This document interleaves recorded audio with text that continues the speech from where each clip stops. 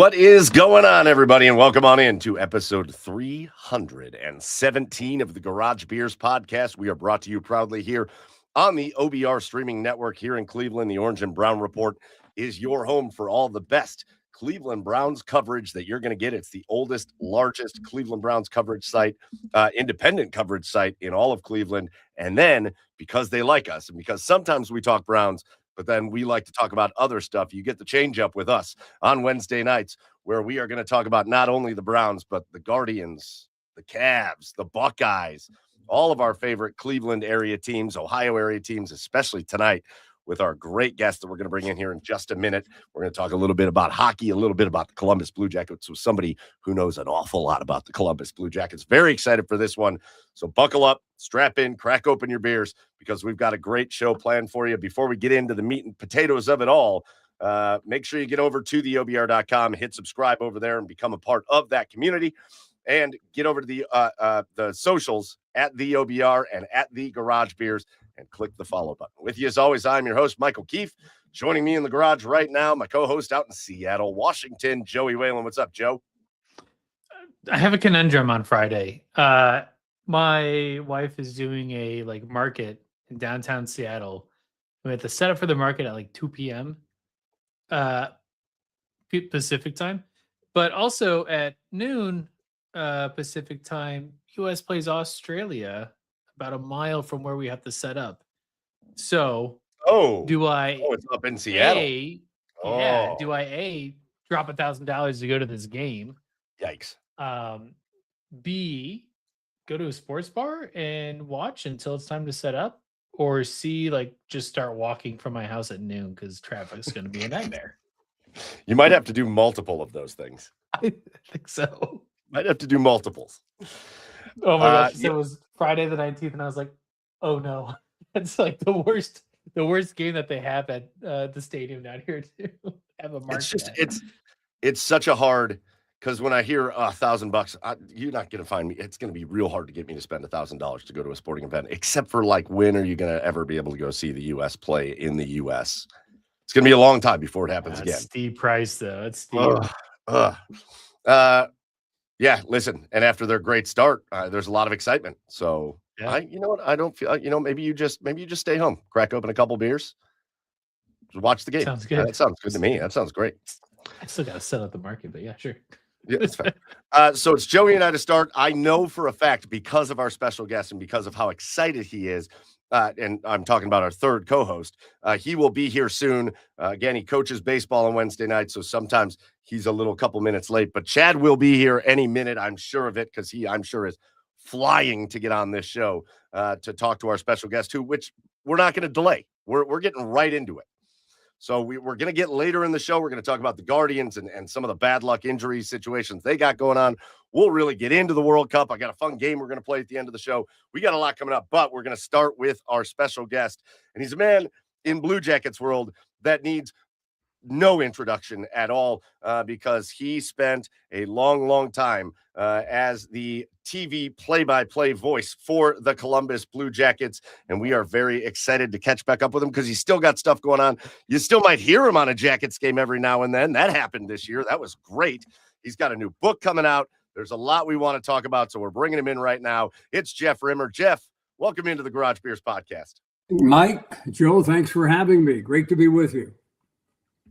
We chatted a little bit before the show, but I think the people need to see us acknowledge excellent choice in Cleveland baseball apparel for coming on the show tonight. We appreciate this. Well, I'm a longtime baseball fan, and earlier in my career, I had the good fortune of working for two baseball teams in Montreal with the Expos in 77 to 84, back in those early 80s when they had those great ball clubs, and there's a Pete Rose story to tell along the way. And then, of course, after my episode with Pete, I moved on to Baltimore. Was negotiating when the story kind of hit the fan, if you will. Then spent 10 great years in Baltimore with the Orioles, and I'd fly off to Washington to do the Capitals hockey during the hockey season. So, I was in that Baltimore-Washington corridor and loved baseball. And back in my Montreal days, got to know a good friend, who's now in Cincinnati. We loved him in Cleveland. And that, of course, is Tito, Terry Francona. Yeah, just the fact you get to know him and then you follow his career through there, and the fact that you're in Ohio at the same time he's coming. I mean, I still remember when they hired him. It was like surreal that they actually pulled it off. But what an amazing job he did here in Cleveland, and he's just going to keep doing great things in Cincinnati, which is not nearly as fun as when he was doing it in Cleveland. But I think the Guardians now have done pretty well as far as a replacement.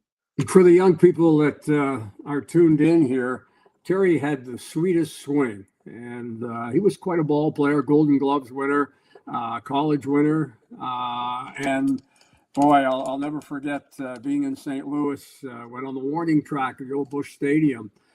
He got the cleats tied up and tore up his knee, and of course was never the same. But boy, could he swing a baseball bat!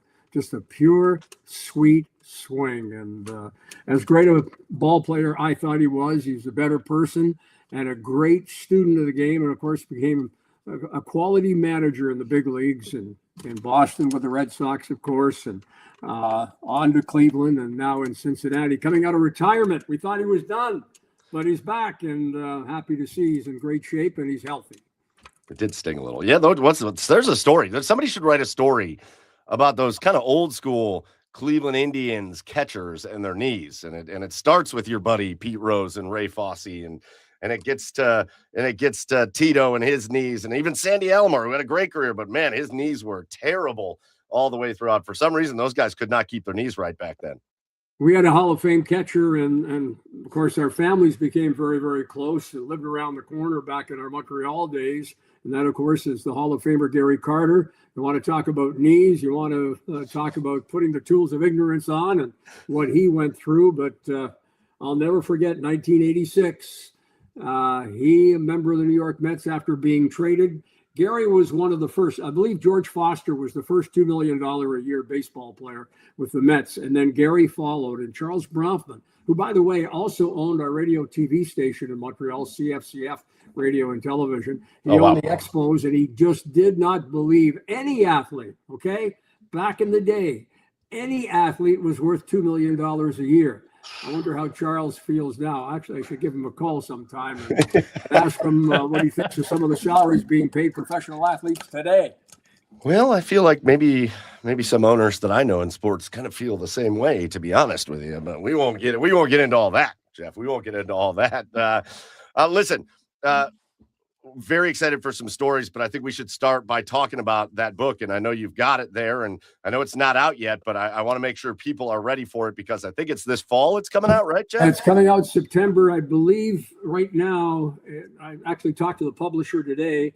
The idea is we're going to have the book launch in Columbus at Nationwide Arena on the 14th or 15th, right after the Ohio State-Texas football game on Saturday night. So once everybody's focused and hopefully the Buckeyes come up with a win, we'll start the next week and promote the book. It doesn't get any better than this. And of course, I got the title. Actually, it was my daughter that made the suggestion. It was on that Rick Nash goal in Phoenix with the Coyotes. And I remember as if it was yesterday, and I could tell Rick, got to know him very, very well. He's prominently mentioned here in the book. And Rick got a penalty in which Arizona, the Coyotes were able to score the tying goal. He came out of the penalty box. He was on a mission. He literally went through the entire team to score the game-winning goal. And my call, the goal was first, the goal of the decade. My call was used by ESPN for a number of years, not only with the Rick Nash goal, but in promoting hockey. And it was my daughter that suggested with the call, it doesn't get any better than this. And there's a secondary title, Unforgettable Calls in the Booth and Unexpected Turns in Life. I'm really proud of the book. This is just a copy of the cover, but the book will be out in early September. It'll be available at your favorite bookstore and, of course, on Amazon and everywhere else that you purchase books. And it's my life story. And it's a pretty heavy book. Heavy both in size and the stories that we have to tell, including the infamous story of Pete Rose and I battling in the Expos clubhouse that became a national story. Why don't we start? I want to talk hockey, but we can talk baseball a little bit more. Why don't we start there? Because I don't know if everybody, it became a very well-known thing, but I don't know if everybody knows the story of Jeff Rimmer versus Pete Rose in Montreal. Well, let me just say this very quickly, and not to belabor the topic, but it was the early 80s that I spoke of, and the Expos with Carter and Dawson and Tim Raines and Terry Francona, Steve Rogers on the mound, Jeff Reardon, the ace reliever at the time. They had a great ball club. In 1981, 1981 was Blue Monday, Rick Monday, when the Expos had a chance to beat the Dodgers in the playoffs and go on to the World Series. And Monday hit the dramatic home run on a Monday, Blue Monday, when Jim Fanning, then the manager, went to the bullpen, but did not pick Jeff Reardon to pitch and come out of the bullpen. But he picked out starter Steve Rogers, who gave up that home run. Needless to say, the Expos fell. It was 79, and the We Are family with Willie Stargell and the rest of that Pirate team, again, finishing as a bridesmaid. I came up with the idea after the 83 World Series, in which Pete was relieved and let go by the Phillies after they lost to the Baltimore Orioles, which is where I was headed the next year. And I called Pete and I said, listen, I think you could help the Expos. They've got a young ball club. They've got great talent, but they don't know how to win. And maybe you can help them win. And he said, great, what do I need to do? I said, you need to come on the hot stove with me every Thursday night. He said, you got me. And from there, we were attempting to convince the Expos to sign him. He'd come on every Thursday. Don't judge me by my birth certificate. Judge me what I can do on the field. Long and short of it is, the owner, Bronfman again here, comes out and says, I don't care what Jeff Rimmer says, we are not signing Pete Rose. On January 19th, and here it is, right here is the day that Pete Rose signed with the Expos, 1984. And there I am shaking Rose's hand in the Expos uniform. So we got off to a great start, but unfortunately there was a guy by the name of Doug Flynn, and part of that big red machine. He didn't like what I said on the radio, and he was great defensively, but he didn't have much of a bat. We had Rodney Scott. He outplayed him. The situation developed where he told Pete, hey, this guy Rimmer is a negative guy. And I've never been negative in my life, but I said, hey, Rodney Scott should play ahead of him. He comes in as a defensive replacement of Thursday night against the Pirates, makes 2 errors, and the Expos ended up losing that game. After the game, Rose went after me, saying that I was the most negative guy that he'd ever been around in baseball. And he said, this guy Rimmer, I built my years in baseball, building up my reputation. He's trying to destroy me. The next day I go to Pete, he says, and this is headlines in the Montreal papers, English and French papers, by the way. And on the field and batting practice, I say to Pete, what's all this stuff? He says, oh, it was all taken out of context. I said, I'll tell you what, I'm going to do a commentary tonight, and it won't be taken out of context because I will have a copy of it. Proceed to Saturday, we're the NBC game of the week, so I've got the day off. I go in to do my post-game interviews after the game. I walk in, and there's Jim Wolford and Chris Spire. Spire later a bench coach with the Cincinnati Reds during my time in Ohio. And they've got boxing gloves. And I was friends. I'm peers with all these guys. And I walk in the clubhouse, and they're yelling, Pete, Pete, Pete, Rimmer, Rimmer, Rimmer. I go to Pete's locker. I said, here's the cassette.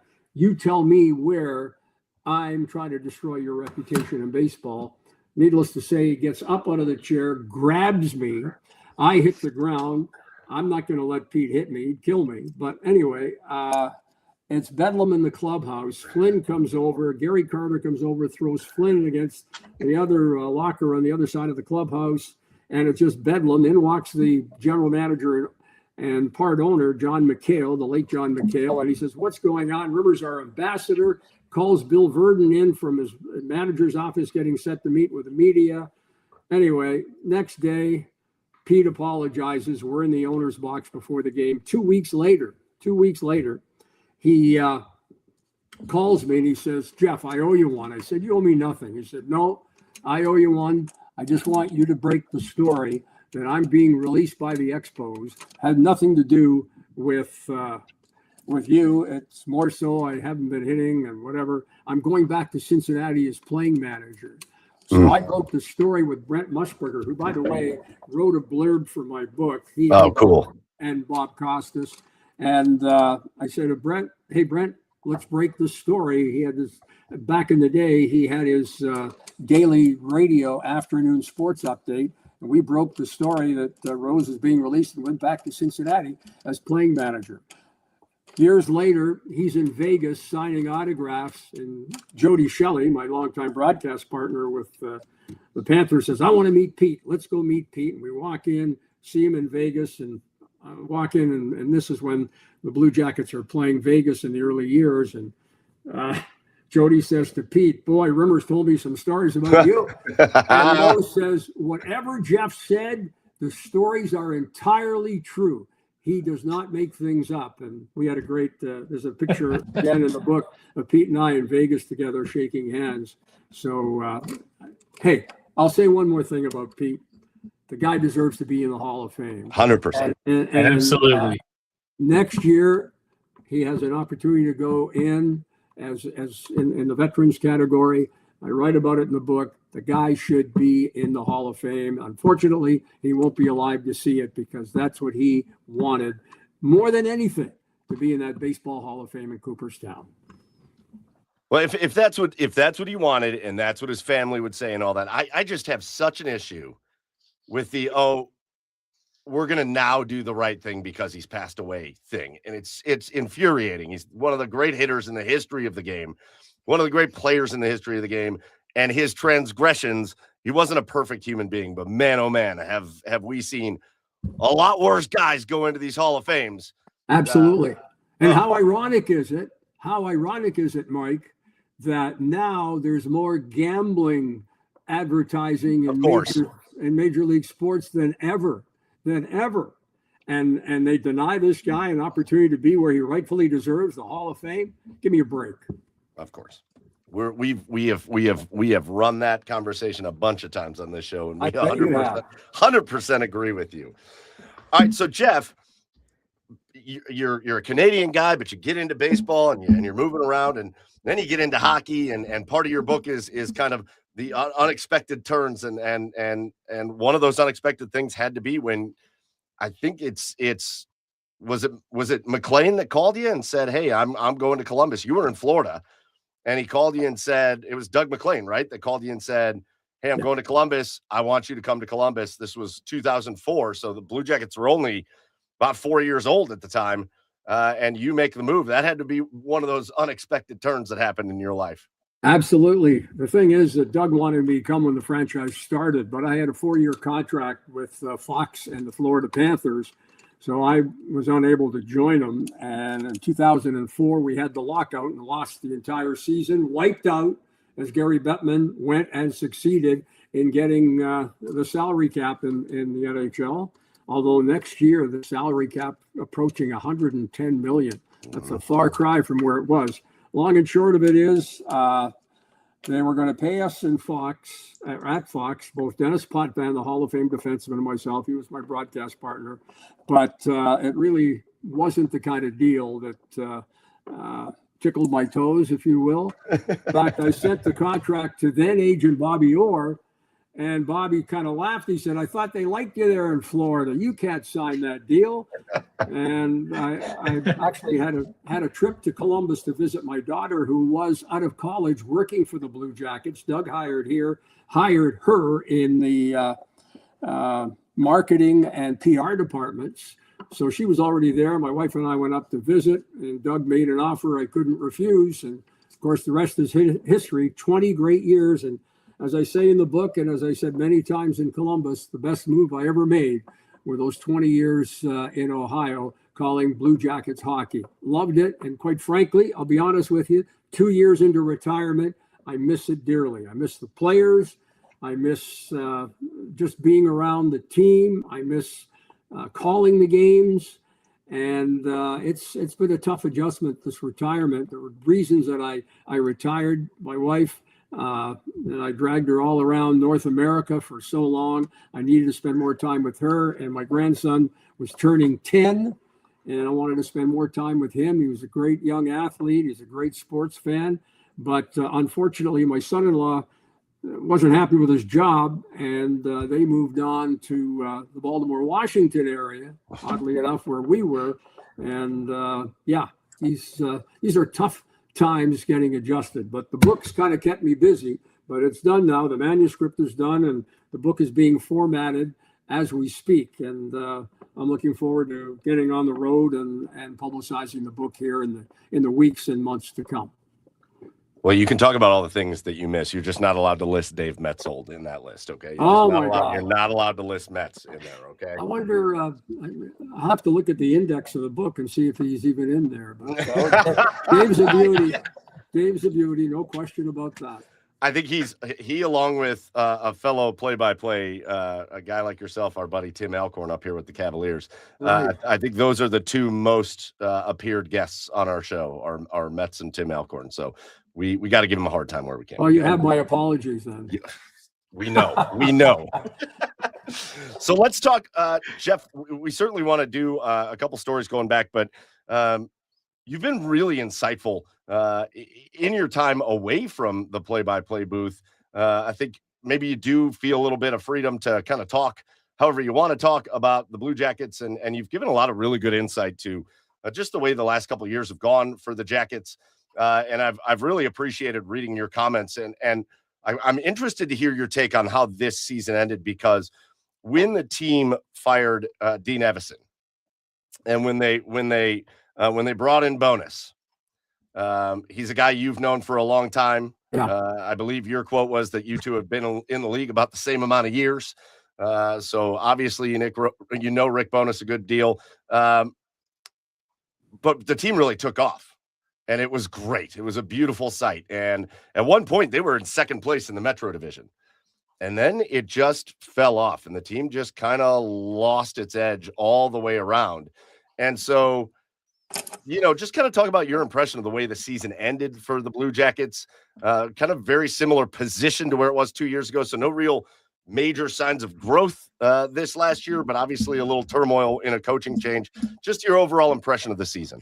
Well, disappointing to say the least. I actually Wednesdays do a segment on 97.1 The Fan in Columbus. And today's Wednesday, so I had the opportunity to spend some time with them, and they wanted to reflect back on the season and get my thoughts earlier on this afternoon. And as I said, when asked how I felt about the end of the season, knowing how after the coaching change, the team kind of took off. And they said, wouldn't it have been great seeing the Blue Jackets in the playoffs, because they held their own against now the Stanley Cup champion Carolina Hurricanes. Right. And I said, well, the thing is, it was those last 10 games of the regular season that cost them a shot in the playoffs. And unlike any other sport, if you qualify for the Stanley Cup playoffs, anything can happen. We've seen teams, most notably in recent years, a team like the Florida Panthers, that first year before they won the two cups, the first time they played Vegas in the Stanley Cup final, they had no business being in the playoffs. What happened was Pittsburgh lost to Chicago, the doormats of the league, and that enabled Florida, prior to the two Stanley Cups, to make it to the playoffs, and they went all the way to the Stanley Cup final. So my belief, and I said it to the guys today, had they made the playoffs, they would have done some damage there. So it just shows how fragile things can be. You're right. They were in second place. They were on a roll. They had a better than 90% chance those last few weeks of qualifying for the Stanley Cup playoffs. And then the wheels came off. I certainly endorsed the coaching change. I thought Dean Evason did an outstanding job in his first year. And based on the fact, the tragedy involving the Gaudreaus, Johnny Gaudreau would have loved to play for Team USA in the Olympics this past season. He would have played in the Four Nations tournament as well. And that tragedy, yet Evason was able to keep the team together. They had what really motivated them all season was the death of Johnny Gaudreau, and they used that as a rallying cry. But this past season, when Evason was running the team, he kind of took his foot off the pedal and allowed his assistant coaches to do a lot of the coaching. There were times he didn't even go out on the ice. He's not John Tortorella, and boy, did Tortorella do a great job for Vegas as an aside. But he needed to be on the ice with that team, and he wasn't on the ice. In comes Bowness, and this guy's one of the great communicators in the game. He's been an assistant coach for a long time, becomes a head coach, well-respected, communicates with those players, and the team took off. They got great goaltending from former Monsters goaltender, Jet Greaves. Yes. And boy, did he ever emerge on the scene. And all things just pointed to the Jackets being in the Stanley Cup playoffs. And unfortunately, as I said, those 10 games when they couldn't muster a victory cost them. And ultimately, they don't make the playoffs. And now they want to pick up where they left off up until those last 10 games. We've got the draft coming up next Friday, a week this Friday.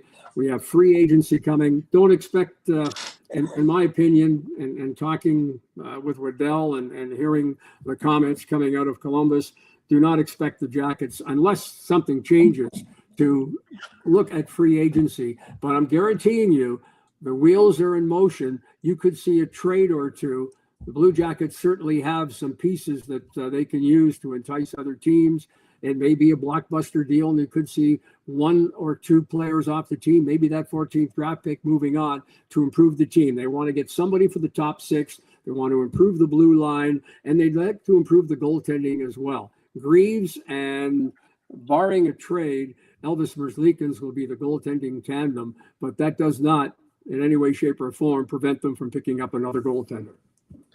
Well, I know they're excited about the young goaltender they drafted last year, but he's a couple years off, and there's things in the pipeline. There were a couple tough misses over the years, over the last 7 years or so. They hit on a couple players, especially up top in the draft, but man, they had a couple really tough misses. And when you've got to pick in the top 5 or the top 3, you have to find a way to hit on 100%. Those players, and what they had 2 or 3 tough misses. I will not get over Jiricek for a long time. That will live inside of me for a long time. But that's when you're trying to build. That's hard to get over. It's hard to get over. There's others: Picard, Alexander Picard, Filatov. You can look at that. Obviously, Gilbert Brûlé, when they could have got, and it's in my book, and I go after McLean. We were together in Washington. We were together in Florida. Obviously, together in Columbus. But boy, he missed out on Andrei Kopitar. And look at, he's just retiring now with the Los Angeles. Right. Can you imagine Kopitar and Rick Nash for all those years, the damage that they would have done? And you know what? I remind Doug of that. In fact, that was my first year. That was my first year in Columbus. And all he kept telling me was he's gone and seen in Slovenia. Watch this guy. And this is the guy that we're going to draft. And he's going to be Nash's center for the next decade, if not longer. And what does he do? He picks up Gilbert Brûlé based on his performance in the Memorial Cup, Canada's Junior Hockey Championship. And Brûlé, nice kid, but boy, bad pick and one of the worst. So, yeah, you're right. They've made a lot of draft picks that they'd like a second go at for sure. But we just watched, we just get done with the playoffs and another great Stanley Cup playoffs goes through. And we just watched the Carolina Hurricanes finally kind of get over that. Once Florida was out of the playoffs, Carolina is able to get over the hump and they win the Stanley Cup, and they do it really in dominant fashion all the way through the playoffs. Had a tough time with Vegas, but at that point, who wouldn't? But again, that's a Carolina team largely consisting of guys that Don Waddell put together, a team that largely consists. That's his fingerprints all over that. So, I mean, you feel like Blue Jackets fans should have. I know everybody wants things to get fixed in one offseason. And last offseason was a little bit disappointing, even though I think they made up with it with some of the trades they made as they went into the season. And Charlie Coyle. And they got busy with trades early. They didn't wait for the deadline. They got busy early, which I thought was awesome. But fans should be pretty excited with Waddell kind of being the architect of this team. Well, the next 2 weeks are going to be awfully important to the franchise. They want to get off to a good start. They now have the reigning Norris Trophy winning defenseman in Zach Werenski, and you want to build around him, as he has said. And I was texting in the last couple of weeks with Werenski, who's back home in Michigan, and he wants to win, and he wants to win as a Blue Jacket. So It's imperative the Jackets improve the team here in this offseason. Very important they do just that. Jeff, we're only going to keep you a couple more minutes, but I have to. He's here. The kid must have fallen asleep, and I know he doesn't want to miss. He wants to be here for as much of it as he possibly can be. So let's bring in Chad right now. Hey, Chad, you did it. Got him asleep, guys. He's finally asleep. Listen. Listen, I couldn't force the kid to go to sleep, right? He's riding high. He hit 2 inside the park home runs tonight. Let's go. Great. Yeah. So he was riding high, and I just didn't have it in my heart to be like, go to sleep already. So it was just finally he's asleep. How you doing, Jeff? Good to see you. Great to see you, Chad. Thanks for joining us. Yeah. Better late than never, my friend. Better late than never. That's it. Just don't call me late for dinner, right? Isn't that just part of the saying, I think? We've talked a lot about baseball. Okay. We've talked about we're getting it. We've talked about Jeff's book. We've talked about Pete Rose a good bit. Great story on Pete Rose. I just catch a Chad up just because I know he's got things. But Jeff, I'll go to another thing when it comes to this Blue Jackets team, because 26 years and over a quarter of a century in, and it's a Blue Jackets team that I know the players are starving to win. The fans obviously are starving for winners. Everybody deserve a winner. Yes, everybody in that building is starving for it. But they're also, it feels like they're battling almost 3 decades of one playoff series victory. Yeah, and that's been the success. And it's they've never been able to in almost 3 decades. And this is not a slight on the team. This is the truth. They've never actually been a Stanley Cup contender ever. No. And it feels like there are outside forces in play at this point, that there's going to have to be something special that happens that really gets them over. What is going to help this team turn into one of these teams like a Carolina, that maybe you're not winning the cup every year because only one team can do that, but man, oh man, you're going to get talked about like you can win it every year. How can they get to that point? Well, first of all, Carolina took them 20 years to get back to hoisting the Stanley Cup here this spring. And Rod Brindamore, an outstanding coach. For me, what he was able to accomplish with that team year in, year out. And of course, they run into Florida these last few years and fall to Florida, despite being as strong and effective a team as they are. They're going to have to improve. They've got to get the goaltending, and I think we saw Jet Greaves emerge as the number 1 goaltender, but they need more than that. As I said earlier, you have Don Waddell wanting to pick up another defenseman that can play in the top 4. They also want to pick up a quality forward that can play in the top 6. And they need some of the players that are on the team. They've got some great talent. Marchenko, he kind of faded in the late part of the season, but he is a quality player. He's a potential 40-goal scorer every year. Then you have a situation where Johnson, here's a guy that scored 24 goals the season before last. This year, he fell off the map. He's got to come back and be an effective player. Voronkov, big power forward. He's got to take the next step. He's got to be in better shape. If you follow what's happened in each of the last 2 years, he fades. He needs to come to camp lighter, maybe another 10, 15 pounds lighter, and be a little more effective because he's got the quality. He can stand in front of the net. He's got a decent shot. He's a smart player. But everybody's got to be better, and they got to be better collectively. And as I said a few minutes ago, if they make it to these playoffs, anything can happen. But first, they've got to get there, and they've got to continue to improve the way we saw that team improve in the second half of the season. It can't Jeff, be a little bit. It's got to be a lot. Yeah, for sure. Now, Jeff, you just mentioned Carolina and how it took them 20 years to get back there. To hoist the cup. But, they've been a perennial playoff team. They've been right there. It feels like they've been right at the cusp over the last bunch of years, right? And so much is made about the culture down in Carolina.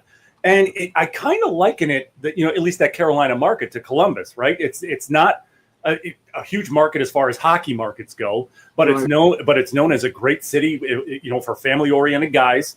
Right. And Rod Brindamore has really built something there as far as the culture wise, because guys love to go play there and they can just be themselves and play hockey. And it's paid off for them ultimately, in winning a Stanley Cup now. And my question for you is, what do you make of the culture of Columbus? Because so much, where does it have to go from here? And it feels like that's a huge part of it too. Absolutely. And you heard it from Bonus when the season ended, his frustration for them falling off the map, so to speak. But you got to buy in. You've got to buy in. And you can't take losing easy. I was in the late 70s, and this is prior to you coming on, Chad. In the late 70s, I was in Montreal. I saw that team win 4 straight Stanley Cups. Yes. Not 1, not 2, but win 4 straight. All right? And you want to talk about culture. You want to talk about leadership. When you have a Robinson, a Savard, a Guy Lapointe on the defense, you've got Lemaire, Jacques Lemaire, who became a great coach and a Stanley Cup champion coach. When you've got Lafleur, a perennial 50-goal scorer, you can go down the lineup. When you've got the guys that are in the trenches, the Doug Risebrows and the Bob Gainey's, who was the longtime captain there, turned out to be a great general manager in Dallas with the Stars. You need to have that ability to go out there every night. And that's what you saw Carolina do during these Stanley Cup playoffs. First 2 series, they swept the opposition. Yeah. You saw Taylor Hall emerge as a leader on that hockey team. You saw Stahl. You want to talk about a guy that shows his emotion on his sleeves. And hey, not only did he score 6 goals in the Stanley Cup final, but he won key faceoffs. He was 81% in the Yes. circle. He was the leader of that hockey team. That's the kind of culture that the Blue Jackets have got to develop, the kind of players that they need in the lineup on a night-to-night basis and know what it takes to win and win consistently. I'm going to go back because you brought this up before, and yes, the season ended in a disappointing way. However, certainly things to celebrate, and there wasn't much more of a fun thing to watch for the Blue Jackets this year than just the story of Zach Werenski. We all knew he's one of the best defensemen, one of the best hockey players in the NHL, but you watch his story and you watch him go out there and lay it all out there for the Jackets, obviously on a night-by-night basis, but then he goes out and he wins a gold medal with Team USA. I don't know that there was a dry eye anywhere in Columbus when he made a point to go to Johnny's family and get his kids, and they're carrying him. And oh my gosh, I was a wreck. And he comes back and he still just shows no signs of slowing down. He brings it every single night. And he's finally rewarded after the season not long ago with the Norris Trophy. You've known him for a long time. You said you were texting him not long ago. He's a guy that you watched grow up and come into the league. Just talk about how special that was for you to watch. Not many guys have a year. The only thing that could have topped it was winning the Stanley Cup. But other than that, this was as great of a year as you could possibly have. Well, I think back to his first year as a pro, and it was in Cleveland when he signed after leaving Michigan and was part of that Cleveland Monsters team that won the Calder Cup. And I knew at the time, having seen a couple of games, just what the high end was for Werenski. And we have seen him improve every year. We've seen him get stronger physically. We've seen him change and make changes. You know that he's been on the ice. Season ended for the Jackets in mid-April. He was back in May on the ice and already getting ready for the next season. I want to tell you how respected people are for Zach Werenski, and this is the ultimate. I got a phone call yesterday, not to be a name dropper, but I guess I am, and that's the name of the show that I do on a weekly basis in Columbus. But I got a phone call yesterday from Bobby Orr, all right? And Bobby wanted me to know that he said, I talked to your buddy. I said, oh, yeah, who's that? He said, Werenski.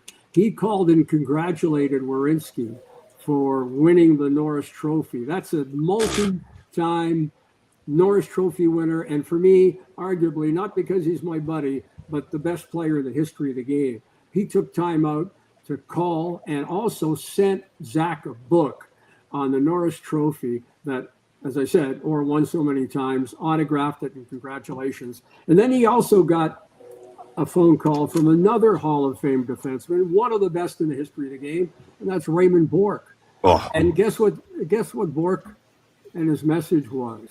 How hard it is. And you may have seen the video that was produced before one of the games during the Stanley Cup Finals with Ray Bourque, basically the story of that preview for the game that night.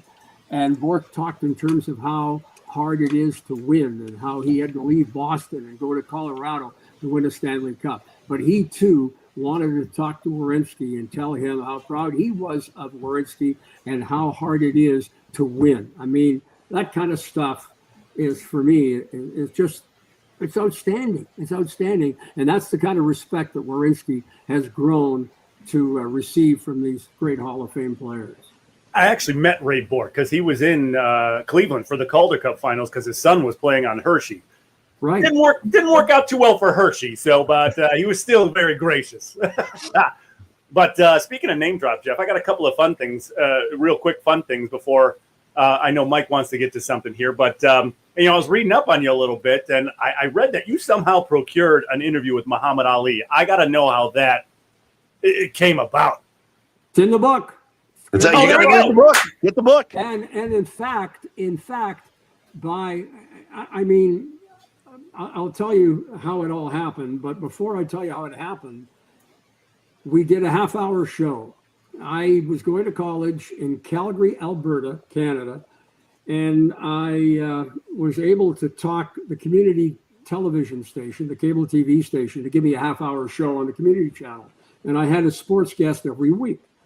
Well, I got this interview with Ali. This is before VHS tapes. For all you young people out there, VHS tape like that. But I got to tell you, our tape was 3-inch tape, and they had to bulk erase them because they cost so much money, $250, $300 a tape. I have nothing from that. It's before cell phones. Had I had a cell phone, I would have had pictures of that interview. So I have nothing. They invited me back 20 years later for a reunion. I said, I'm only coming back if you can produce a picture or a video of my interview with a heavyweight champion of the world who had just returned, having been stripped of the title for not going to Vietnam. Long and short of it is, he came to Calgary to fight at the Stampede grounds, 3 nobodies, just an exhibition. And prior to the 3-fight exhibition, they had a major news conference. And because he was stripped of the title and getting it back, and because he didn't go to Vietnam, we had national broadcasters, television-wise, from Canada and the U.S.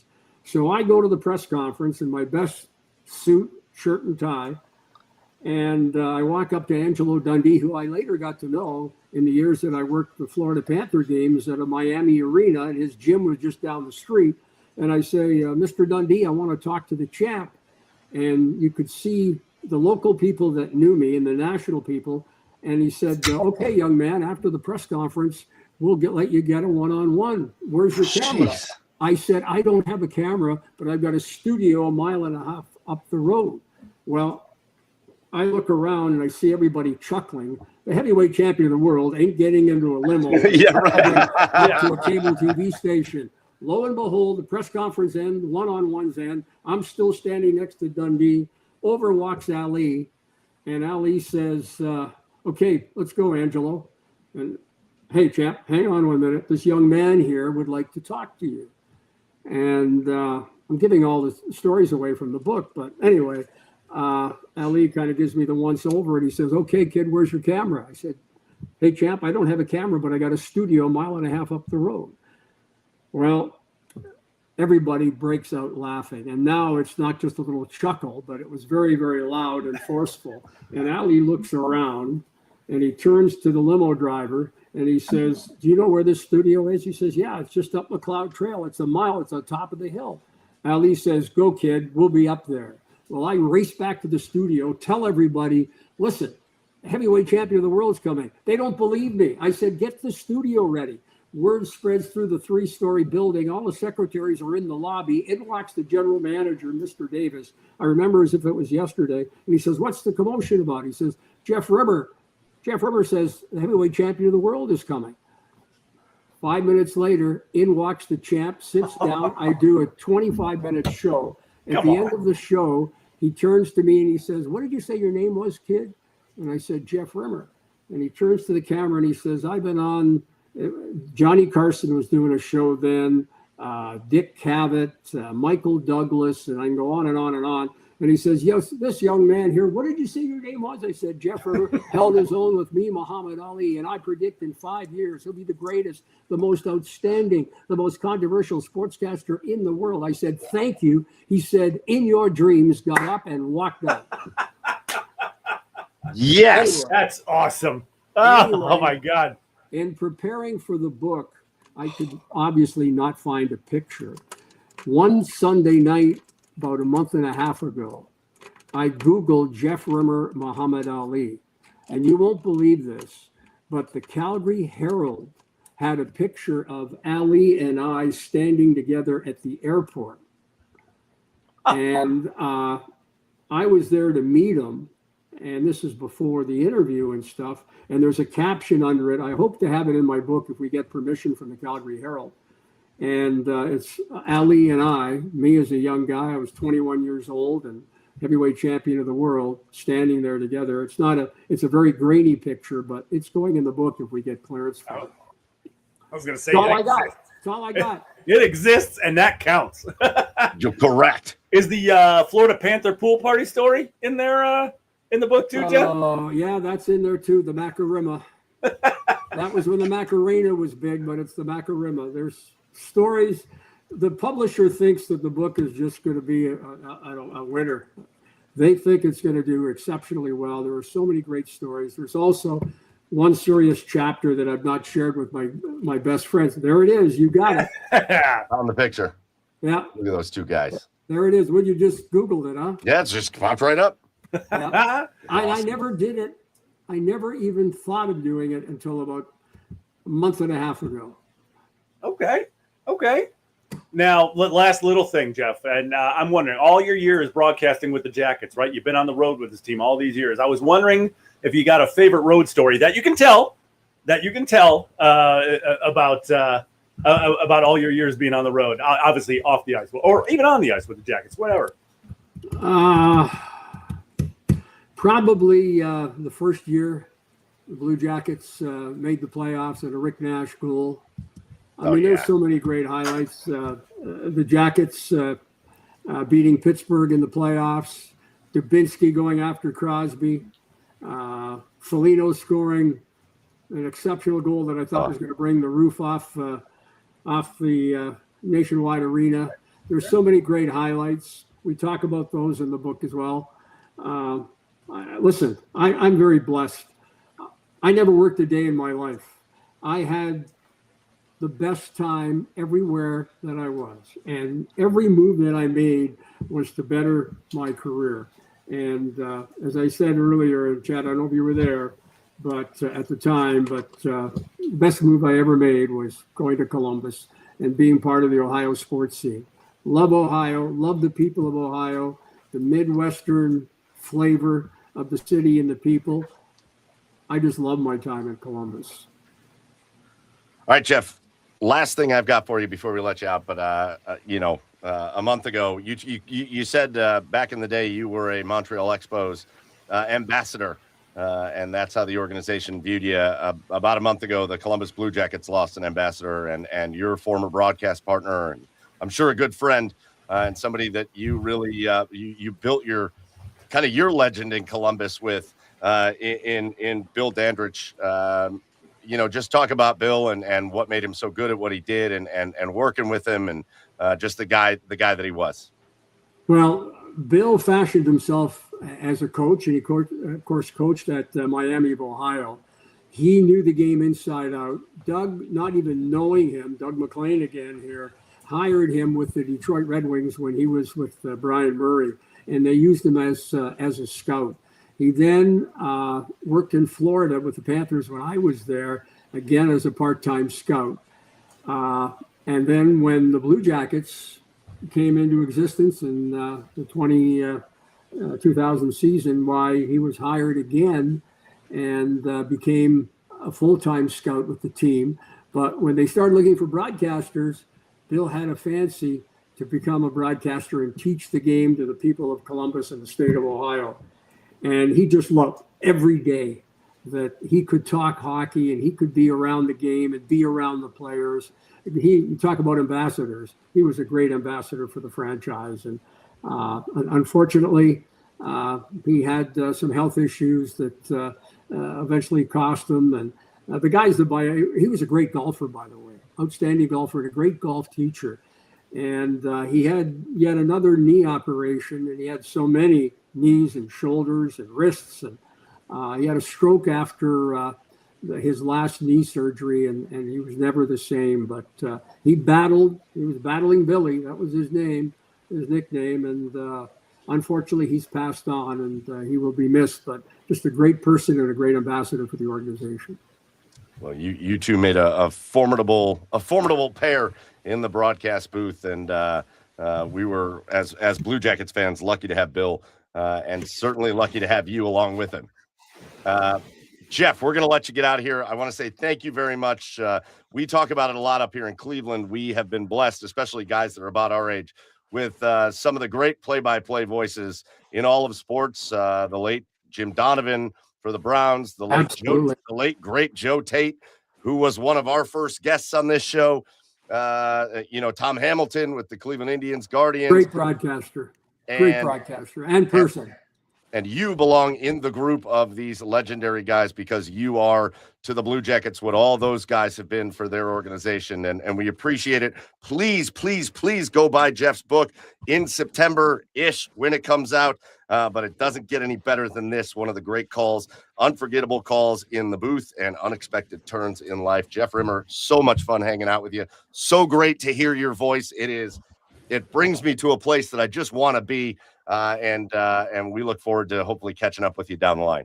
Chad, Joe, Mike, it's been my pleasure being on with you. Call anytime. I'd love to visit with you guys again. And when the book comes out, you want me back or even before, by all means, just let me know. And I'd be more than happy to join you. I really enjoyed the time. Let's do it. Thank you so much, Jeff. Have a great night. You guys too. And remember, there's a hockey season coming, and the Blue Jackets will do everything they can here in these next couple of weeks to improve the team so we can enjoy some Stanley Cup playoff action beyond the first round. And from your mouth to God's ears, Jeff. Take care, boys. See you, Jeff. Thank you.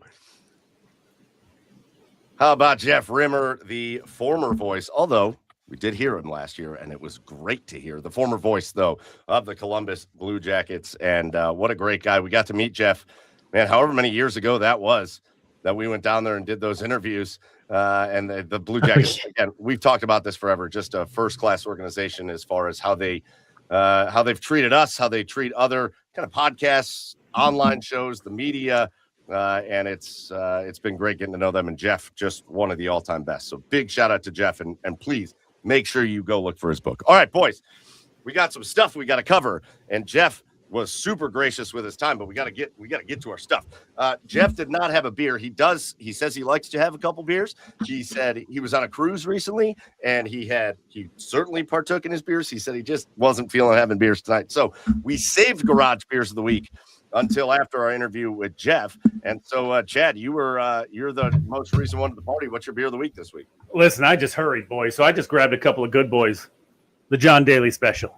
Oh, delicious cocktail. I feel like I'm going to get just 1,000 4-packs of this, and it's going to be my summer drink.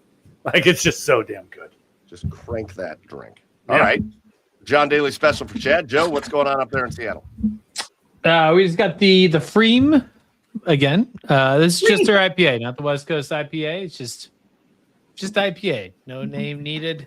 It's a great beer. Been sipping it. I was a little thirsty during that conversation with Jeff. You're carrying, Mike. Thank you. And so I thought I'd crack up my beer. I appreciate all your input, Joe. So I went to the store today I was like, I'll just pick up an IPA, one of my normal kind of drinks.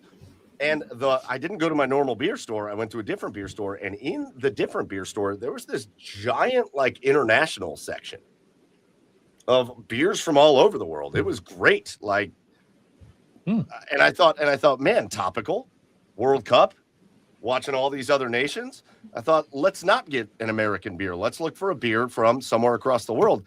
And then I thought, well, I was trying to find like, who's the team that I love outside of the U.S.? Well, I'm Swedish and I'm Irish, and the Irish are not in the World Cup. So I thought maybe I'd look for a Swedish beer. They didn't have one of those. Then there were quite a few beers for countries that are not in the World Cup. And then I was like, well, I'm not going to get a German beer because that's super. And a Belgian beer, blah.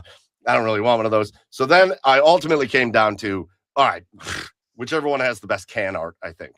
And it came down to two. And I picked this one because I haven't had it before, but it came down to, have you seen the Little Buddha beers? If you've not seen No. one, Yes. they are delicious. They are delicious. And two, they are in little green bottles shaped like Buddha. And you like have to keep the bottle. They're great. I've already had that one though, so I didn't pick it. So instead I picked, and this is a British beer, and congrats to the British for winning their match today against Croatia. But I picked the Trooper premium British beer. And I just thought the can was sweet. Is that Iron Maiden? It looks is like Iron Iron Maiden, right? It's the same. Yeah. It's the same font as Iron Maiden. It is, I think. Trooper Oh, is it Iron literally Maiden. says Iron It's, Maiden. out it's there. created by Look at Iron that. Maiden. I didn't even know that. I didn't even see it, to be honest with you. Yeah. Listen, picked it up, and it's. I was like, what kind of beer? What kind of beer am I even picking up? And all it says is premium British beer. So I don't really even know what kind of beer this is. Nice. But it is. It's a nice kind of reddish color. Oh yeah, It's like it's not like a red ale. It's like, but it's a little bit hoppy and a little bit. It's like a little bit of every. It's like a combo beer. All right. yeah. That's All their right. just like dark beer. It's really good though. It's smooth. It's only like 4%. So compared to my normal night, Dude. I could drink this 4-pack and be one normal beer in, which I'm not going to do. But You will. You will. yeah. Listen, You always say that, and then like we'll get text like at 8 a.m. the next morning, being like, "Oh God, those beers were a bad idea." no, I feel good. I'm gonna feel great. I'm gonna feel great tomorrow. Let's see. I saw quite a few of them in the comments. Chef Brian Case having a Dragon's Milk Bourbon Barrel Aged Stout, a delightful beer. And then it got Phil and Brian K for a while. We're talking. I was watching when Jeff was talking about barrel aged beer. They started talking about barrel aged Christmas ales. You know we're fans on this show. We got Bandito having some truths because he's heading out to Massachusetts soon, going out to Treehouse. That's what I'm talking about. Yeah. Is he going out there specifically for Treehouse? Well, no, he's not, but he's going to go to Treehouse while he's there. Phil says Funky Buddha is not bad. If you're drinking, put it in the comments, and we'll put it up on the screen. But anyways, I know it's a late rendition of Garage Beers of the Week, but better late than never. And so cheers to you guys. Cheers to Jeff for joining us. Now, let's kind of go a couple of quick hitter topics here. But we got to do our asshole of the week, where we just call out one person or a group of people or somebody that's just been an asshole this week. Just been a total asshole. Joe? There's probably a consensus one here, right? Go on. Alexi Lalas. He's such an asshole. He's such What'd an he do? asshole. I didn't even see it. sucks. Oh my He was gosh. he was definitely mine. Yeah. You can pick up with the details, Mike, but his commentary is just gosh, it just feels like uneducated. Like for somebody that's played soccer, has been in like a front office type role on various teams, like his takes just feel so, I don't know, like milky, warm, like it's like warm milk, like but like milk that's been in the sun for like 2 days. What are you reading, May? No, and he's also like, he hates the fact that this American team won their first game. He like was pissed about it. He was like, well, back when I played and my team back in the day and this team, and like, he's just so, he comes across like this like one of the old head like basketball guys that are like, guys nowadays could never be as good as guys back when I was growing up. And you're like, yeah, totally. You're so right. Those guys were super athletic back then. And oh my God, you're right. And this Like dude, that- meanwhile, played one World Cup roster and like 3 MLS seasons, and like that's it. It's like, Yeah. He is he's not coming across great. He's not coming across great. Chad, do you have an No. asshole? Didn't he I would have like that? to add, sorry, I wasn't done. So, Oh, addition to that, excuse me, though, Joe. my apologies.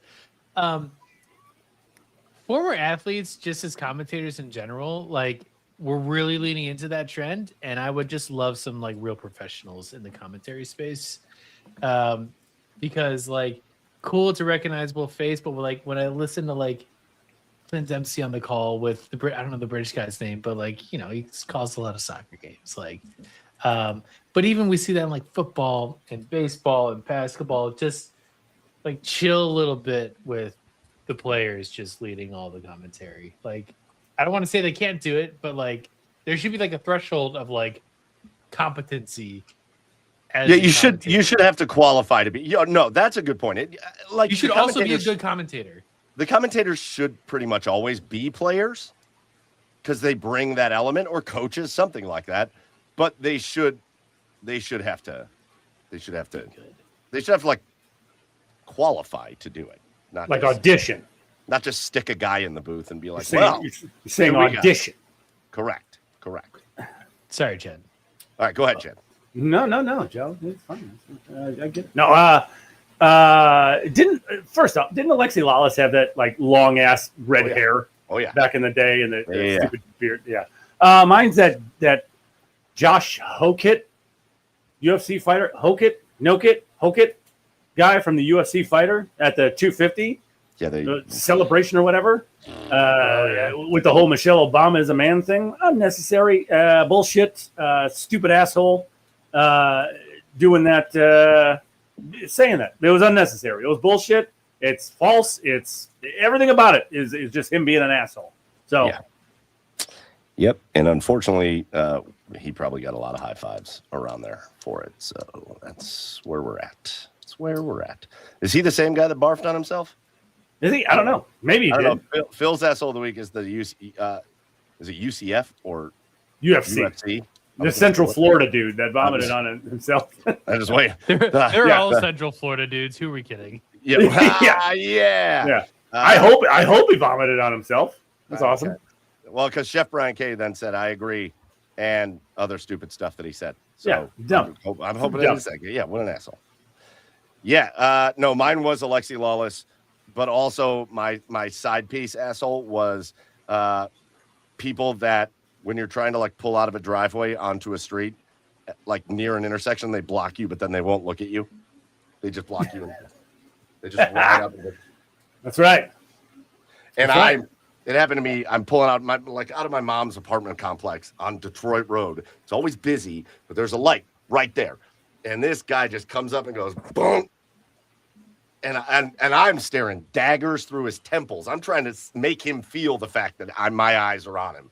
Yeah. Like, not that I'm going to do, like, I'm not like, Yeah. it's going to happen, but also like, why are you being an ass? Why Yeah. did you do that? Yeah, I am What? super guilty of that. I do that all the time. Yeah, Let people out. all the time. Let Yeah. people out. Let people out. I don't know. I mean, I will let people out if I'm not trying to get somewhere. But if I'm trying to get somewhere, like, no, I need the space. I need the extra 10 seconds. Oh yeah, you have to be at that red light longer, Yeah. idiot. Uh-huh. I also had one that I don't think I've ever experienced before, and it just happened this afternoon. I had to fill up my car on gas, and I pulled into a very busy gas station. There was almost all the pumps were taken, but there was one lane with, like, if your gas tank is on the driver's side, 2 pumps, both for the driver's side on that, like going that way. And so the truck pulls in front of me, and I pull in behind this pickup truck, and the pickup truck at this busy, crazy gas station stopped at the first one. Stopped at the first, didn't pull through to the second one so that I could go to the first one, stopped at the first one. and there wasn't enough room for me to get past him. Mm. Total asshole move. Another guy that I was driving by like, what are you doing? Yeah. Anyways, most of my assholes come just out on the road. It's fine. All right. All right, boys. Let's get into a couple quick hitter things, and let's come back to Cleveland for a minute, and let's talk about the Cleveland Guardians that are not having a good time with the Milwaukee Brewers. Gavin Williams had a real bad time tonight with the Milwaukee Brewers, but it's not just that they're having a bad time with the Milwaukee Brewers, because a lot of teams have a bad time with the Milwaukee Brewers. The Guardians lost tonight 9-4. The Daniel Schneemann home run was fun, the grand slam. But they scored more than 2 runs. Nice. But we are now trotting out lineups without. Obviously, you've got the big news is the Jose Ramirez broken hamate bone. You've got Chase DeLauter having some injured ribs. You have Angel Martinez with an injured foot, and those might be. Well, there's certainly 3 of your top 4 or 5 productive guys, including your top guy. Yeah. I mean, after Jose, Angel's the big one for me. Like, he was having in the middle of a breakout year for him. Like, I think that's the biggest injury for me. Yes. Angel's been amazing. And obviously Chase has been like slumping a bit for a month, but he's also a rookie, and you expect it to happen as guys adjust to him, and then he has to readjust. And I imagine there's another breakout coming for Chase DeLauter throughout the course of this season, where things will level out for him a little bit. But like, we're looking at 4 to 6 weeks without Jose Ramirez. I don't know. I don't think the time frame is that long for either Martinez or DeLauter, but we're looking at 4 to 6 weeks without Jose Ramirez. Like, where are you guys at right now with the mentals on the Cleveland Guardians and being able to survive this? Thank God we're in the AL Central. Yeah. It's fine. They'll weather the storm. They have good enough pitching, good enough hitting to like probably go 500 over the stretch. Like, I would not expect any like breakout winning streaks or like, incredible dominant back-to-back performances on games. But they're going to lose a lot more than they were before. But they're still going to win. It's tough that like you get all this injury news and then you face the Brewers. Like, Yeah, right. it's a tough team. Like, just want to take a moment before I like give any major opinions here. But you also have a week coming up that's going to be off for the All-Star break coming up in July, and there'll be a little space before we get Hosey back. I mean, ideally he comes back before playoff time, but really you want to get depth back, which you'll get with DeLauter and Martinez. Was Martinez? He was he on the 10-day as well? I think he's day to day. I think he's day to day. He's just day to day. Yeah. Okay, and then DeLauter's on the 10 days. So, I mean, ultimately not the longest stretches. It's just Hosey's the one that's really tough in there. And while he wasn't producing a massive amount, he was getting hot of late. And Yes. he definitely changes the game plan of a starting pitcher and how people are placed in the lineup. And so he has a lot of influence there. So I'm okay with it. I mean, I'm not like stoked that it happened, but like, I don't think we're going to like fall apart because of it. I'm okay. I'm okay. I just hope they can tread water a little bit until these guys are fully healthy. Because these over this last couple of weeks, the pitching really hasn't been the greatest either. So, I mean, and if a couple of your best hitters are going to go down, you need your pitching to step up. And the starting pitching has not been good over the last couple of weeks. So you're going to give, I mean, so to combat that, you're going to need offense. And without pretty much 3 of your best hitters in the lineup, it's where are the runs going to come from? So it's going to be a tough stretch. But like you said, Joey, hopefully they can get to this All-Star break. Everybody can be healthy and they can come back out of the break with their full roster intact.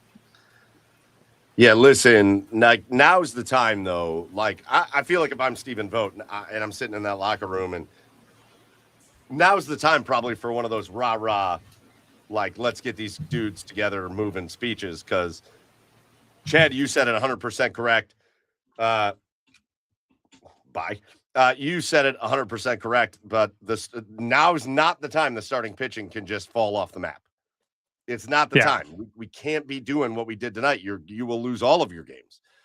The starting pitching needs to come around. The bullpen has already gone through its struggles. Hopefully they can kind of pull themselves out of it. But now the rah-rah speech on the offensive side is like, I love Daniel Schneemann, and he had his grand slam tonight. But that can't be the guy that pulls you through this. No. He can be one of the guys. He can be a guy, but he can't be the guy. But, like, is anything ever going to cause Stephen Kwan to hit the baseball again? Like, imagine saying, imagine 2 years ago being like, yeah, but in a couple of years, Stephen Kwan's going to be hitting 208 at the All-Star break or about it. Like, and he's going to have no impactful hits. Like, yeah, none of his hits are impactful. Stephen Kwan he's currently having, I think, the least impactful season of a guy his caliber that you could possibly have. So, like, are you going to come around? I know Manzardo came around a bit, but he's got to keep coming around. Who's going to, like, step up and, like, Rhys Hoskins, dude, if you're going to be batting 183, you can go somewhere else, man. If Rhys Hoskins is going to be hitting 183 and not, like, and not. Oh, look, we can't kick everybody out. And striking out. We can't kick everybody out. I'd just keep bringing other guys up. Then I'd rather do that than watch Rhys Hoskins strike out 3 times. Yeah. That's fair. Like, come on. That's Like, fair. I'm okay with Patrick Bailey not being very good offensively because he's really good defensively. I'm okay. Like, it's the same thing with Austin. Catchers are safe. Yeah, catchers are safe. Fine. But, like, not Rhys Hoskins, not your cleanup hitter. Your cleanup hitter can't have a hole in his bat. Yes. You know what I mean? Like, this has to be the rah-rah speech moment for the Cleveland Guardians and for Stephen Vogt to come out and be like, hey, Stephen Kwan should get pulled into his office and be like, we need you now. Or not shut him later. down for a little bit. Can we do that? Is he out of options? God, I don't know. I would feel real good about them making it through 4 to 6 weeks in a pretty good spot if I felt like there was hope from Stephen Kwan or from Rhys Hoskins, or, you know, if Manzardo looked like he was on pace for 30 bombs again and we were feeling good about things. I just, like, it'll really depend. If Martinez can get back fast, that's a good step. If DeLauder's on the 10-day and he's immediately off the 10-day and he's right back in, then I feel okay. But this Jose Ramirez thing, man, it's scary because it's also scary because I read so much more about the, you know, guys that have gone through this injury that he's gone through, and it's a pretty quick recovery. Like, he had the immediate surgery, 4 to 6 week recovery. But then when you look at what that has done to guys when they return that season, they don't play well when they come back from that surgery. And it's not usually until the next year that they play well. Now, if anybody can do it, it's Jose Ramirez. But, like, it's just unfortunate. All of a sudden, we went from a couple weeks ago to me talking about this team going, this is the team I have more faith in than I've had since that 2016, 17, 18 stretch to, oh no, I don't know anymore. I don't know. Didn't he have the same injury like a couple of years ago? The hamate bone? No. Jose? I don't remember. Oh, all right. I don't think so. You might have had your spark plug, though, make his MLB debut today. Khalil Watson?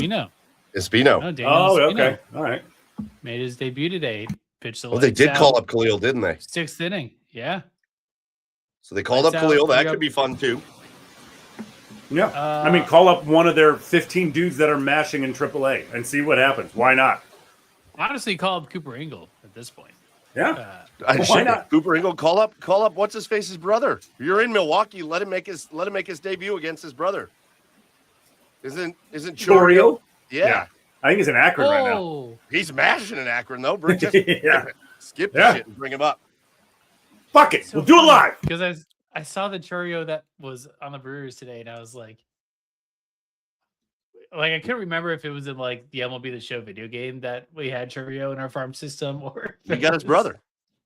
We got his brother. That's right. We got his bro. Yeah. Listen, like you said though, Joe. Right now the Guardians tied for first place with the White Sox. And they still have, even though they've gone through a bit of a falter stretch here, the Guardians still have they're like tied for the third best record in the American League. So it's not like they're not in a good spot. If they go through they could go through a tough stretch as long as as long as it's not like a 12-game losing streak. You know what I mean? As long as it's not like they're going to win enough games to keep them in whatever race they're in right now. That's my prediction. Then I'm okay with that. All right. Okay. Last quick hitter topic before we play a little game. But I do want to go back. Chad and I did, Joe, you missed it. Chad and I did the Garage Beers World Cup preview last week, and it was phenomenal. I think we did a great job, Chad. We did a great job. But I do want to talk about a couple of things World Cup. And Joe, you missed it, Chad. Joe's really having a hard time right now because Team USA is playing Australia on Friday in Seattle. And you got a chance to see Team USA play in the World Cup, but it's also like $1,000 to go. So Very expensive. We're working a market. We're working a market literally a mile away that starts setup starts when the game lets out, like at 2 Pacific time. So yeah, got to figure that out a little bit. Is it in the budget for the company you work for? What was it? Is it in the budget for the company you work for? A little group outing, not a little team building? Hell yeah. No, unless there's AI involved, my friend. Oh, okay. All right. Look, if we can get down there, we can get some game time, resale tickets that have fallen off in price. I'm curious. If not, I feel like a bar downtown by the game with USA playing down the street. Oh my gosh, that's gonna be just top. So and imagine all the Australians there too. It'll be. I know, and they're so nice. We love Australians. We like the Australians. We have a good Australian friend here. We'll have yeah. I wonder will Bizona be there? Nah. Bizona? Nah. If you have a chance, though, dude, you got to go. It's like, I mean, what? You don't know when the World Cup's coming back here, right? Yeah. So you have a chance. Ticket right now. What app should I look at? It's not going to be Ticketmaster. Game Time. Tick pick. Game Time. No free ads. No free ads. But that's Joey's conundrum. In the meantime, though, the World Cup's been a great time. How about Team USA's debut? That Paraguay team was supposed to be the team that gave them the hardest time, and they dominated Paraguay in that opening game. Team USA looked as impressive as pretty much anybody in this tournament to start. Now, they've got their own health questions because what's-his-face? Why am I blanking on their Christian Pulisic? Oh, what do you got? Oh, my God. The cheapest ticket. Guess. $1,200. Chad? 1,700. Nailed it. $17.99. Woohoo! Wow. I don't think I'm paying that. Nah. Yeah. Upper corner. Here's your. That's the issue. I'm not paying $17.99 to sit on the top row of the stadium. Right. No. I'd rather go to a bar and hang out with a bunch of Australians. Yeah. There's the view. I can't turn it because it turns with my phone, but there's the view. Nah, I'm not paying $1,700 for that. $17.99. Nope. To a bar. I also feel like I would pay that. I would only pay that if I had, first of all, if I had the money to go to another country and go to the World Cup, and I'm there for that purpose. It's go to a bar, hang out with some Australians, find a good outdoor place, and just hang out. Right. But it's a big matchup though because Team USA obviously gets the win. They get their 3 points in the group. And in this first game, and we'll talk about a couple other ones, but in this first match, a win is so much more of a difference maker for teams than either a loss or a tie. If you lose your first match, you tie your first match, no big deal. You can come back from that. But a win, man, just puts you in the driver's seat to get out of that group with the top 2 getting out and then 8 third-place teams getting out. And these are the two teams that got wins. The U.S. dominated Paraguay, and Australia kicked the shit out of Turkey. And now they match up in Seattle on Friday. The USA's got a real shot. Man, if they could get Christian Pulisic in that game, they got a real shot because he was awesome. But even without him, I think they've got a real shot to get past Australia and get themselves to 6. And now you are for sure out of that group. Yeah, Paraguay gave up the fewest goals in the South American qualifying, and you put a 4 spot up on them, and that's like the most goals the U.S. have scored in a World Cup game in the last 80 bajillion years. So. Yeah, I mean, you should feel very confident in this group, in this team getting out of this group, because if they keep playing the way they did, starting to learn soccer a little bit more, if they keep playing the way they did, they could easily get out of this group. Honorary asshole of the week is the FIFA ban of logos and so naming funny. of fields. I took this going to a Mariners game right before the World Cup started. They cover up Lumen. Nice. I thought you were going to tell me they were selling tickets for outside the stadium. That would be a real asshole. They have a fortress to enter these stadiums, though. Let me tell you, it's so weird. They have the entire parking lot set up as like a screening zone for people to get in, and it's like we do let the same amount of people see football games. So why the extra hubbub? Yeah, what are we doing here? World Cup? I don't know. Team USA, what a great story. That kid, what's his name? Balogun? Yeah, Balogun. 2 goals. Yeah, and people were really excited about him. When he could have played for 3 different countries, and he chose the U.S. to play for.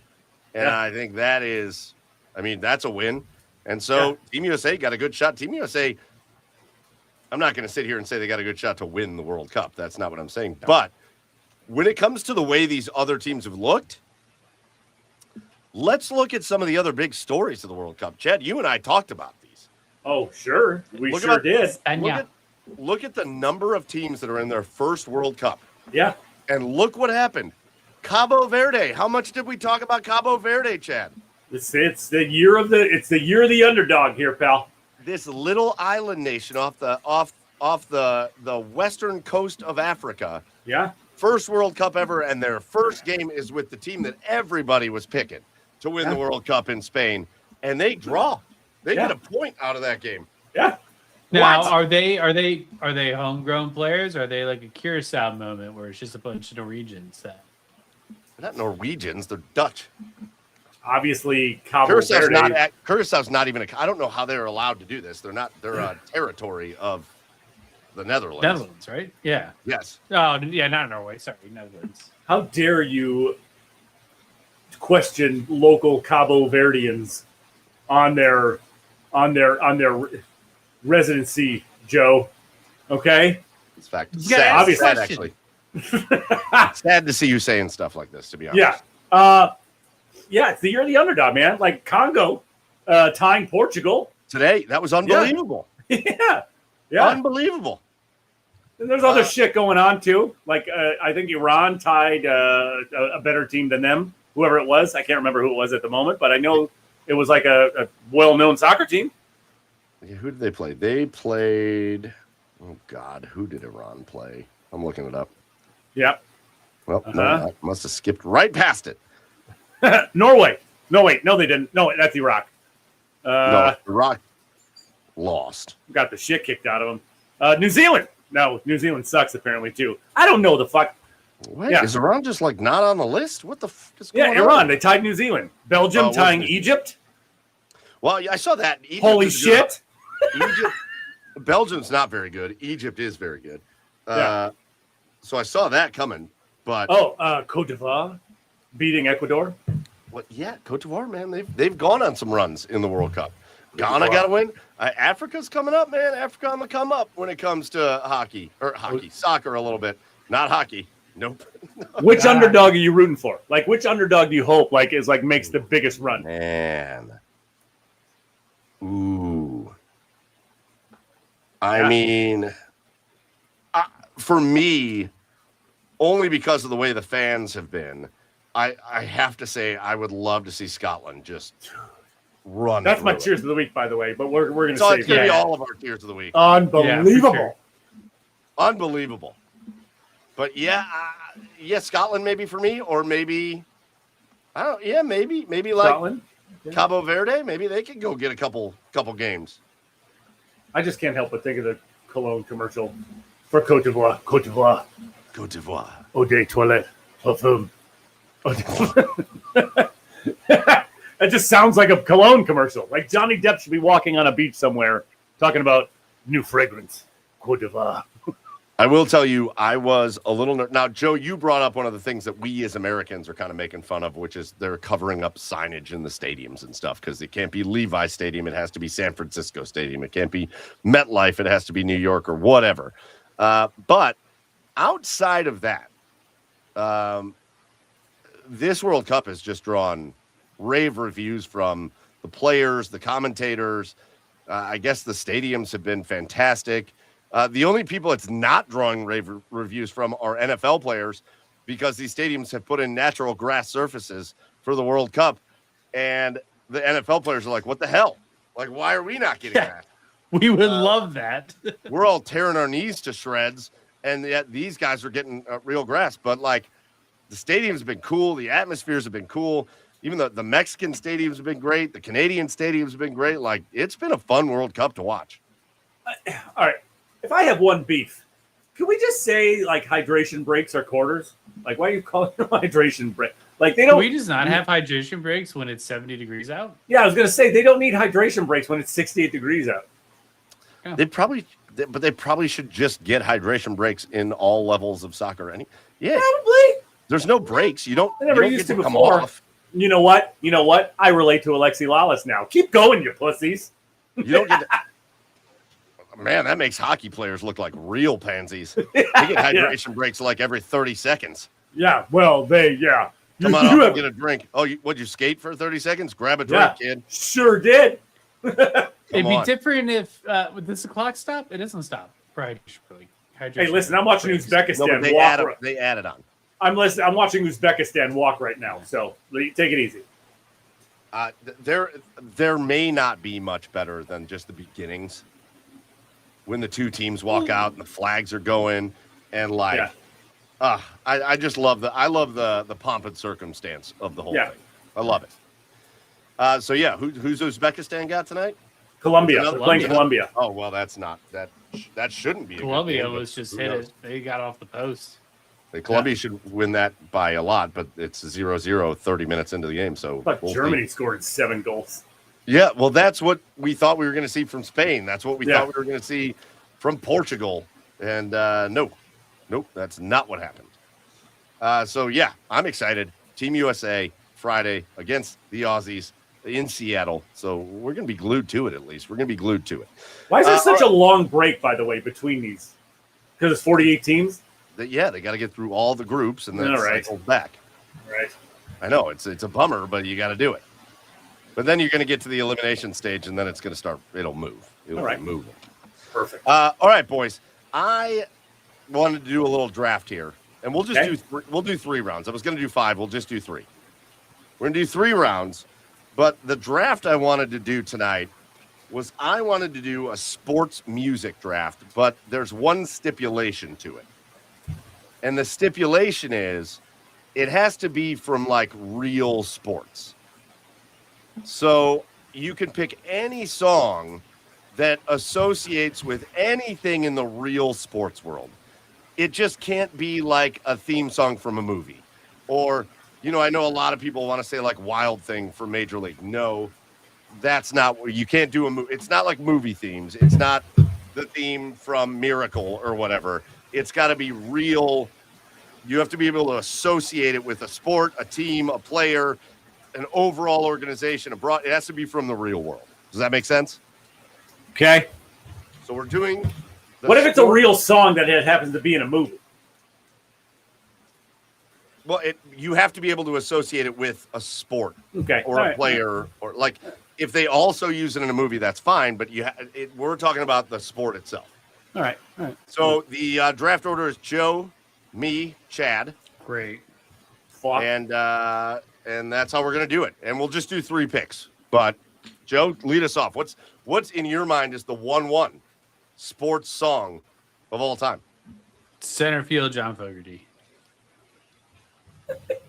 What are you associating that with? It's got to be Baseball. no. You're like missing the point.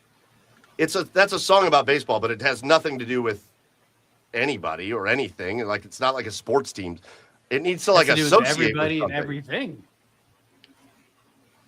I mean, I made this quite clear in my text message. Quite clear. Uh, That you come out. I made it quite. I want you to think of like somebody's walkout song, or like a song that's like a team's theme song, or like a theme song from a sport or something. Not just general baseball song by John Fogerty. well, that's all I got right now. Jesus All Christ. right, fine. Give me Enter Sandman by Metallica. That is perfectly fine. Enter Sandman. I think it would be a lot of people's 1-1 anyway, so I think you just walked away clean from that. Wait, why? Why would that be the 1-1? Because I think a lot of people think about Mariano Rivera, his walkout. He made it. Okay. It was legendary for him. Plus, it's also the Virginia Tech thing. Or no. Yeah, it's Virginia Tech, isn't it? Yeah. Yeah. Yeah, it is Virginia Tech. Like, there's a couple things associated with it that are huge. So, all right. Okay. Enter Sandman, Joe. Better. To me, my 1-1, the one that if I had the first pick, I would have gone with. This is just so easy to me. I went with the song "Serious" by the Alan Parsons Fuckstain. Project. You absolute fuckstain. The song "Serious" by the Alan Parsons Project is the intro song for the Chicago Bulls, and it is iconic. It is the Michael Jordan of team intro songs. I don't know how they got so lucky to have that song be their theme song, their intro song, but everything about that song is Chicago Bulls, and the Chicago Bulls are that song. So give me Serious. All right, Chad, you get 2. Okay. I mean, it's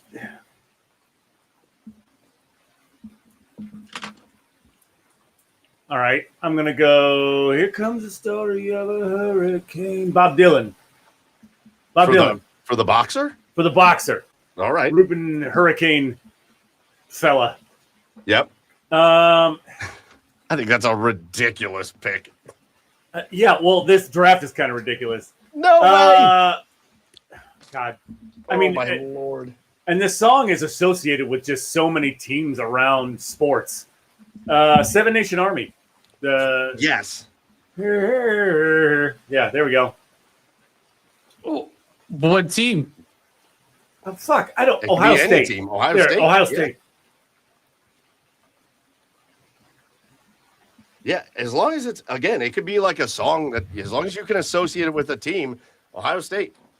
That is a perfect association.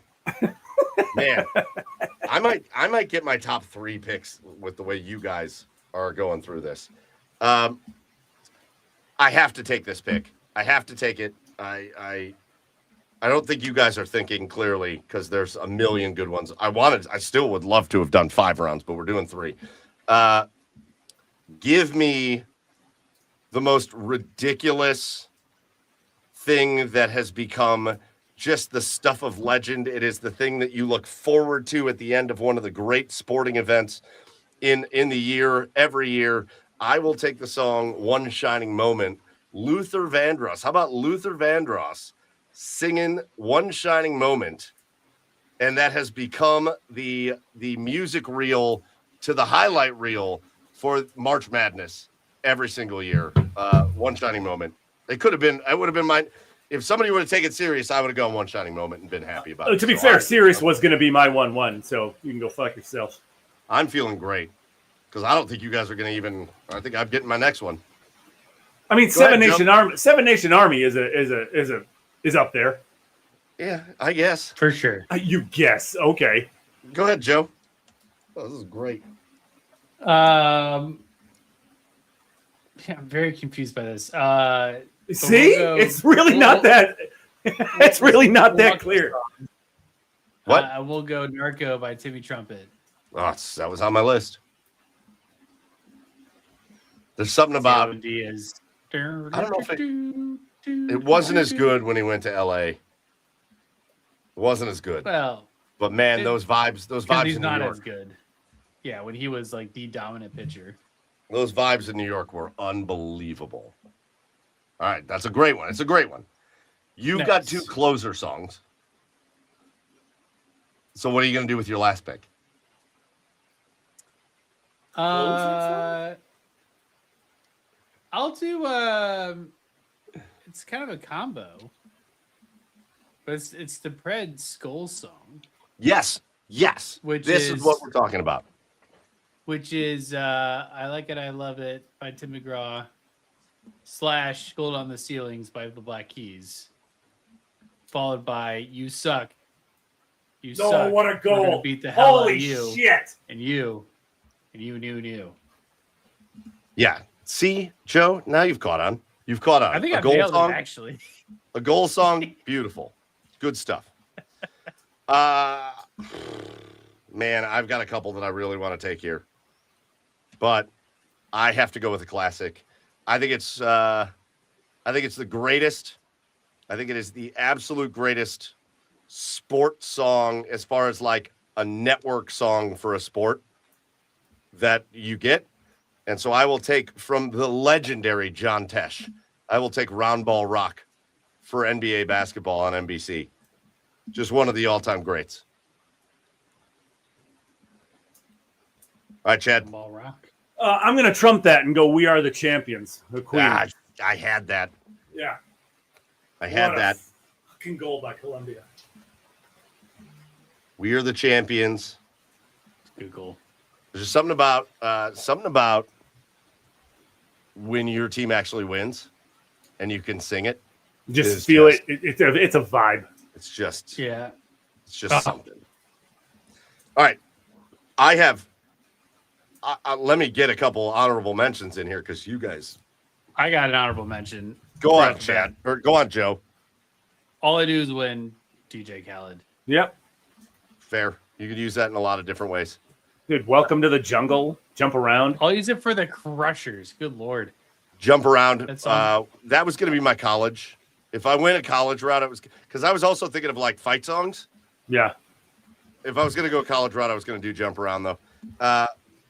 How about it's called Bugler's Dream, but the Olympic theme song when it comes Sure. on every couple of years, it's great. Oh, yeah. The theme, the music from the Masters, just that little like that nice it's Fox great. NFL Sunday.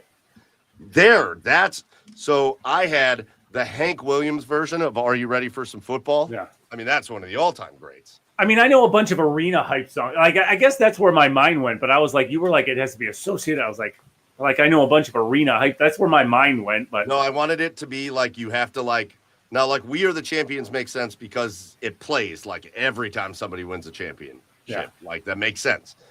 But I wanted it to be associated with you had to be like it's from this. I had 2 Cleveland ones because Talking Baseball, Talking Tribe will forever be my ringtone on my phone, and I love that song.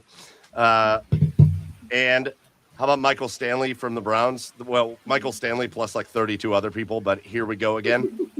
Great song, just an all-time great song. I didn't realize how many people don't understand the magnitude of Michael Stanley in Cleveland.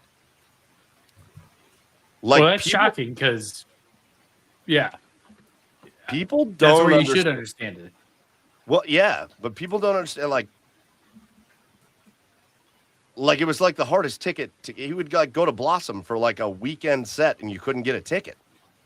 Like that's what Michael Stanley was in Cleveland. Like I guess people don't know this, which is very weird. I mean, people of this generation know. Even I've talked to some people that are like kind of my age that are like, "What do you mean he was that big?" And I'm like, "What? Yes, he was enormous here." And then I wanted to think of like who had the best Cleveland Guardians / Indians walk-up song. and I forgot about this one. So I did a little research. I forgot about it, and it's just an all-time great. But I want to do a deep cut here. Walk-up song of the century belongs to Yu Chang. Do you remember what his walk-up song was? No. Yu Chang's walk-up song was "Crank That" by Soulja Boy, because at the beginning it goes "You," and he walked up to the plate, and that is just. It was the greatest. It was the greatest walk-up song ever. All right, does SpongeBob count then with Oscar Gonzalez? Yeah. Yes. Yeah, Yes, that would have all right. counted. So, I thought I sent a very long text about this. I thought we were going to be clear on this, but we wound up with Joe having Enter Sandman, Mariano Rivera, and Virginia Tech, Narco from Edwin Diaz, and I Like It, I Love It. The plus, well, whatever all the other Predators goal songs were, those were great. You can I just say have Preds. Don't do the Just Pred's Predators Pred's goals. goal song. Just Don't Preds. insult him, Mike. I Say- have say the full word. I have Serious by the Alan Parsons Project from the Chicago Bulls intros. I hear that in my head and I just get fired up. I hate that it's for the Bulls. I just wish Cleveland would have just thought of having that song and just we could have it forever. I had One Shining Moment from the end of March Madness, and I had Round Ball Rock from John Tesh, NBA and NBC. And Chad, you had Hurricane. Such a great start. Associate that with an athlete. But you pulled it together. I played by the rules. Seven Nation Army, and We Are the Champion. If we had to vote somebody off, Chad, you are voted off, my man. Woof. Woof on that one. All right, boys, let's do our cheers of the week and get out of here. And we've already talked about it a little bit, but let's talk about it a little bit more because I think we do have. Does anybody have a different cheer of the week that we could talk about first before we do our unanimous one? Nope. No. All right. So the Garage Beers unanimous cheer of the week are essentially all of the people coming from other countries that are just having the world's greatest time at the World Cup. Yeah. Like this, it's so like the scenes from Fenway Park when the Scotland fans just took over. Yeah. It's amazing. Scenes. Amazing. Uh, Did you see the running group one? no. No, there was a running group stretching outside a bar at like 8:30 in the morning, and they were doing jumping jacks. And there was like 10 drunk Scottish dudes at the bar that was apparently open already, going, here we fucking go. like as they were clapping with the jumping jacks. It was amazing. Yes. It's amazing. I want to see if I can pull this up, see if you guys have seen it. Have you seen this fella? Yeah. Let's Oh, listen yeah. to him. Let's listen. Nice to meet you. My name is my name is Hiroshika Nakatsuki. Oh, wow. You drive? Okay. You drive?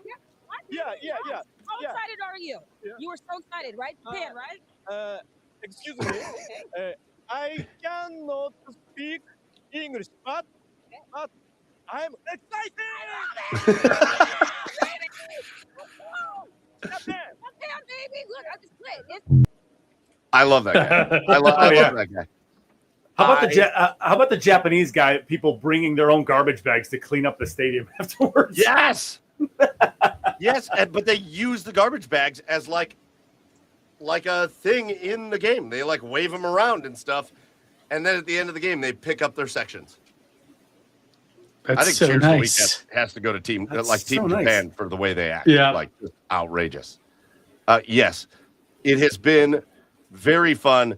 I've really had fun watching people like do the things in the cities they're in. I don't know. I don't think it's very entertaining to watch somebody eat an In-N-Out burger. Like, oh, British guy tries In-N-Out burger, and I'm like, I don't give a shit. It's a random burger. That's not like a quintessential American thing. But like these Scottish dudes starting every chant in the world at Fenway Park. I would imagine the Red Sox players would tell you like that was one of the most fun games they've ever. Oh, they did. Like the Rangers Yeah. players got interviewed the next day, and they were like, "It was absolutely electric. It was the best atmosphere I've ever been in." Oh, Just Yeah. outrageous. So yes. Have you seen? Oh, actually, I might have another cheer. Have you guys seen this French tennis player? His interview afterwards. Hold on, I'm going to pull it up. I got that one too. That was unbelievable. I'm going to play it. I forgot that I saved this, but I'm going to play it because this is also spectacular. So Joey, you got to watch this. This is amazing. 142 mile an hour second serve. How tough is it to return that? That's so frustrating. You know, when I had the match point, I was on the second serve. Okay, you aim in the middle. Whatever you do, you just put the ball in the court, and then he hates me 142. I was like, fuck, I would have to serve, and I would have to. No F-bombs, please. Fuck. No.